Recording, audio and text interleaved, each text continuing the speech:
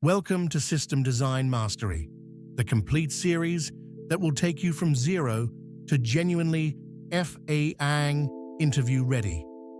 I want to be upfront with you about what this series is and what it isn't. This is not a collection of templates to memorize. I have seen too many candidates walk into interviews having memorized a dozen design Twitter scripts and then completely fall apart when the interviewer adds a single twist or asks them to justify one of their choices.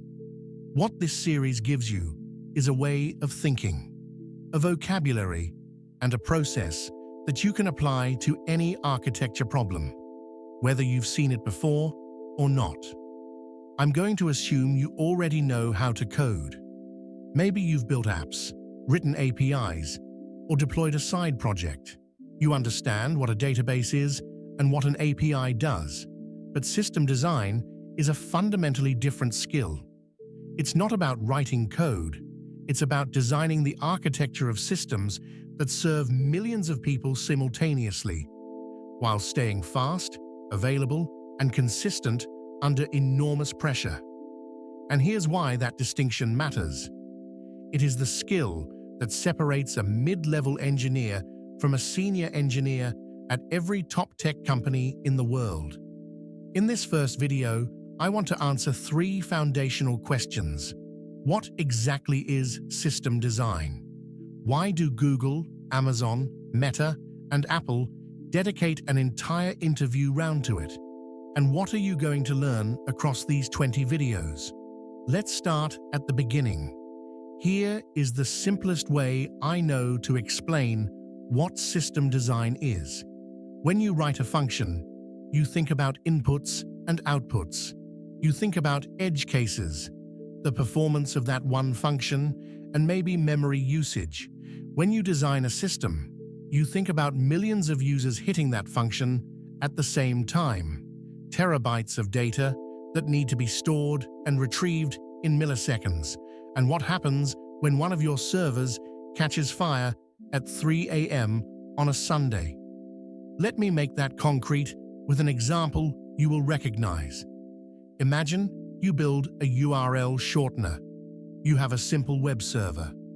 When someone pastes in a long URL, your server generates a short code, stores the mapping in a database, and returns the short link. When someone visits the short link, your server looks it up and redirects them. You write this over a weekend. It works perfectly. Your first 100 users love it. Now imagine it gets featured on Hacker News. Within 1 hour, you have 1 million people trying to use it simultaneously. What actually happens? Your single server starts queuing requests. CPU hits 100%. Memory fills up. Response times go from 10 milliseconds to 10 seconds. Then the server stops responding entirely. Even if your server somehow survived, the database is now your bottleneck. Every redirect requires a database lookup. At 1 million concurrent users, you're hitting that database millions of times per second. Most databases can handle maybe a few thousand queries per second under typical workloads. The database collapses and everything goes down with it. Now here is the system design question. How do you build this so it handles 1 million users just as smoothly as it handles 10? The answer involves load balancers to distribute traffic across multiple servers so no single machine bears the full load. It involves a cache layer so that the most popular short links never even reach the database. They're served from memory in under a millisecond. It involves database replication, so you have read replicas handling queries while your primary database handles writes. It might involve sharding, partitioning your data across multiple database nodes, so that no single node holds the entire data set. None of that is algorithmic complexity. None of it is a clever data structure you'd find in a LeetCode problem. It's a set of architectural patterns, each one a tool with a specific job. And knowing which tool to reach for in which situation is exactly what system design is. The best news I can give you about system design is that the vocabulary is finite. There are maybe 20 to 30 core concepts that appear again and again across every system design question you will ever face in an interview.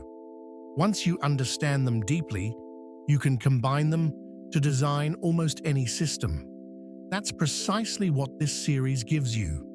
So why do top tech companies spend an entire interview round, sometimes 2 rounds, on system design? Let me give you the honest answer, because most resources gloss over this. Coding interviews test one thing. Can you solve a specific algorithmic puzzle under pressure? That's a useful signal, but it tells you relatively little about how someone will perform when they're handed a production system with real users, real constraints, and real consequences for getting it wrong.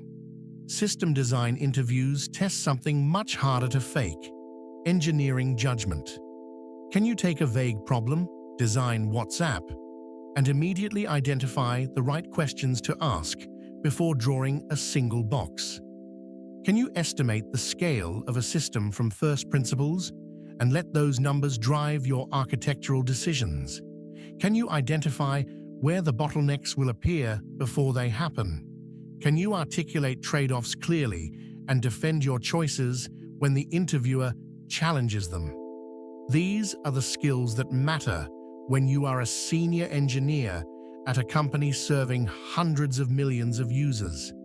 And they are almost impossible to fake in a 45-minute interview if you haven't genuinely developed them. There is something else worth understanding about how these interviews work. There is no single correct answer. When an interviewer asks you to design Twitter's feed, they are not checking whether your design matches a hidden rubric. They are watching how you think. Do you ask the right clarifying questions before starting? Do your architectural choices follow logically from the requirements you established? When you say, "I'll use a cache here," can you explain what exactly you are caching? When the cache gets invalidated, and what happens if the cache goes down? This is also why you cannot prepare for system design interviews by just memorizing solutions online. Reading that Twitter uses Redis for its feed cache tells you nothing about why or when that choice makes sense versus when it doesn't, or how you would arrive at that answer yourself in an interview where you cannot look it up. That's the gap this series closes. We build every concept and every case study from first principles so you understand the reasoning, not just the answer. The format of a typical system design interview is 45 to 60 minutes. You'll be given a deliberately vague problem. The vagueness is completely intentional. A real senior engineer's first job when handed a new project is to figure out what the actual requirements are. The interviewer is watching whether you do that. Let me walk you through what you are going to learn across these 20 videos. The series divides into 2 phases of 10 videos each. Phase 1 builds your vocabulary. 10 videos covering the fundamental concepts that appear in almost every system design interview, regardless of what specific system you are asked to design. We start with scalability, the difference between scaling a single machine to be bigger versus adding more machines, and why that decision cascades through every other architectural choice you make. Then we cover load balancing, how to distribute traffic across multiple servers, and what algorithms govern that distribution. Then caching, which is one of the most powerful and nuanced tools in the entire system design toolkit. I'll spend a full video on this because it comes up in almost every interview. We cover SQL versus NoSQL databases in depth, because this is a question candidates fumble constantly by giving the wrong answer for the wrong reasons. Then database sharding and replication. the CAP theorem and what it actually means for real systems, not the textbook definition, but the practical implications for how you design. Consistent hashing, which is how distributed systems elegantly solve the problem of routing requests when you're adding or removing nodes. Message queues and event streaming with Kafka. And rate limiting, which is more interesting architecturally than it sounds. Each of these is a building block. On its own, each one solves a specific class of problem. In combination, they let you design systems of arbitrary scale and complexity. Phase 2 applies those building blocks to real systems. 10 case studies, each one a system you are genuinely likely to be asked about in a FAANG interview. We design a URL shortener first, the canonical introductory system design problem, and a perfect vehicle for applying all the fundamentals in one cohesive design. Then WhatsApp, focusing on real-time messaging at scale, the fan-out problem, and presence services. YouTube, covering video ingestion, transcoding, CDN delivery, and recommendation.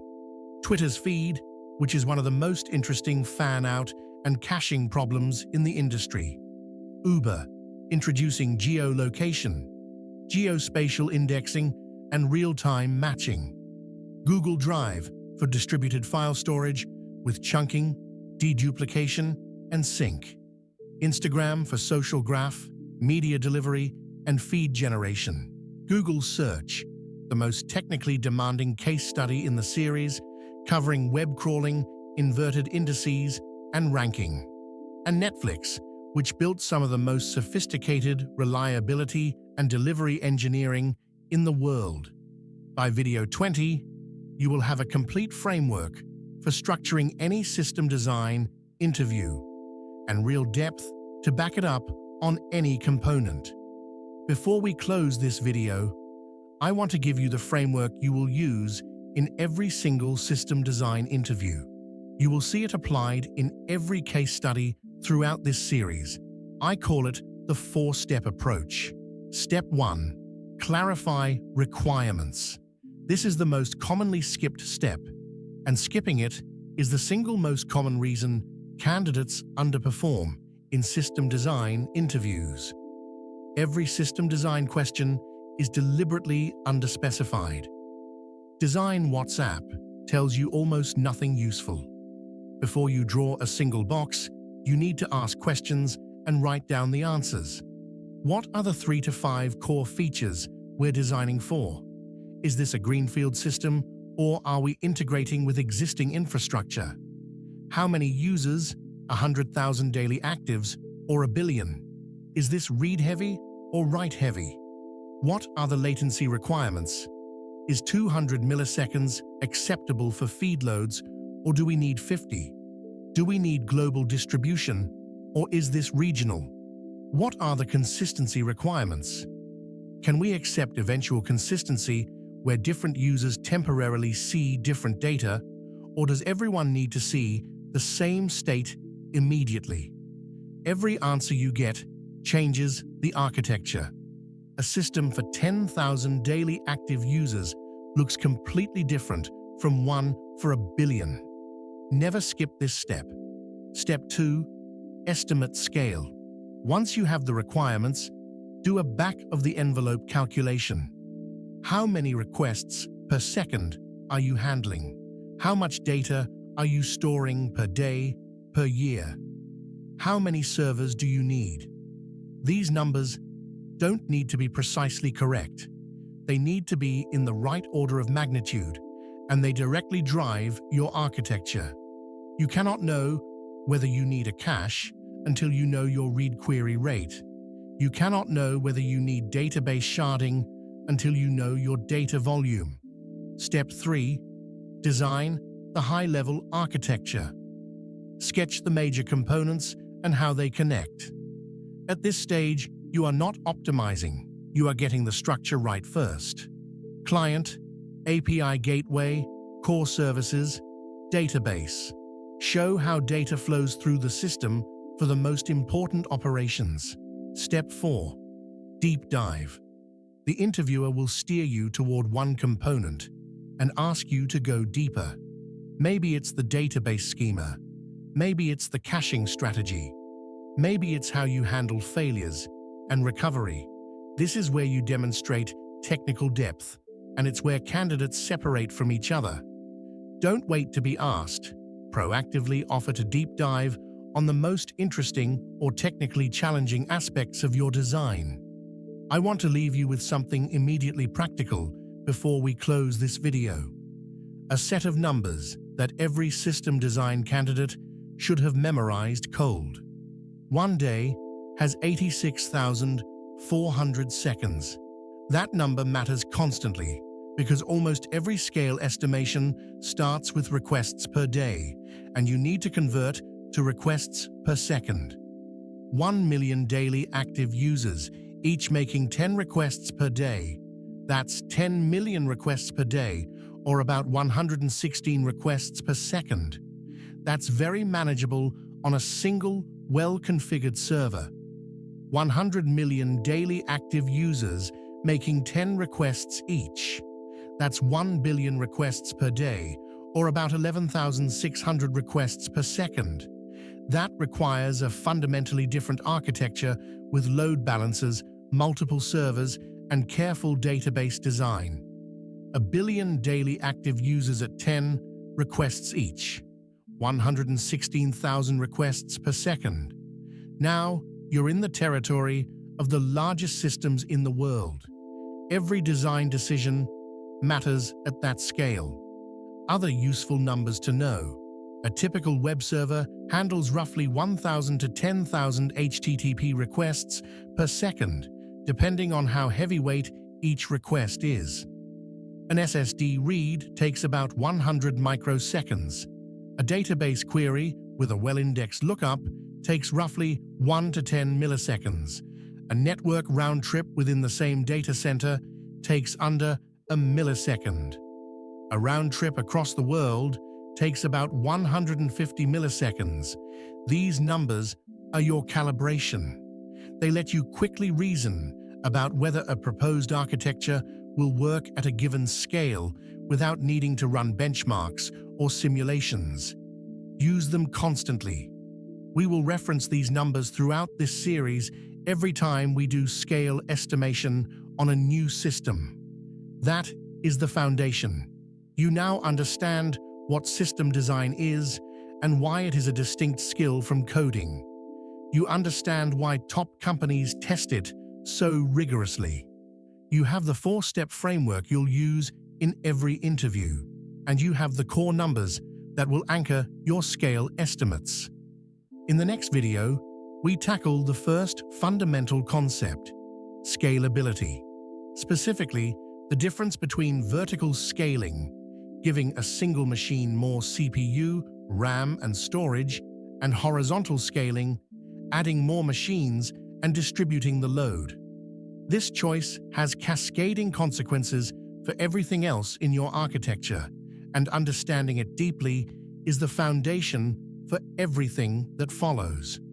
Watch the videos in order if you can. Each concept builds on the previous one, and you will get much more out of the case studies in Phase 2 if the fundamentals are solid. If you found this useful, subscribe. We publish 2 videos every week until the complete series is done. I'll see you in video 2.